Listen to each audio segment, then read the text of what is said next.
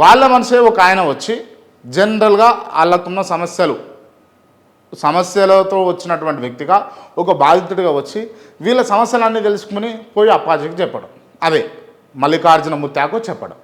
మల్లికార్జున ముత్యాకు చెప్పేంత మాత్రాన తిను ఫోన్ నెంబర్లు ఎట్లా నోటెట్ చేసుకుంటుండు, ఇదో పెద్ద క్వశ్చన్ మార్క్. లేదు సెలెక్టివ్గా తనకు నచ్చిన వాళ్ళని పిలుచుకొని చెప్పుకుంటుండా, ఇదో క్వశ్చన్ మార్క్. ఇట్లా ఒకటి కాదు రెండు కాదు చాలా క్వశ్చన్స్ ఉన్నాయి.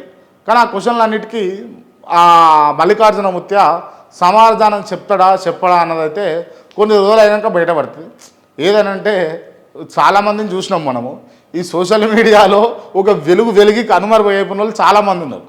మొన్నటి వరకు ఆమె ఏం పేరు మొనాలిసా. ఆ మొనాలిసాను బీభత్సంగా ట్రోల్ చేసిరు.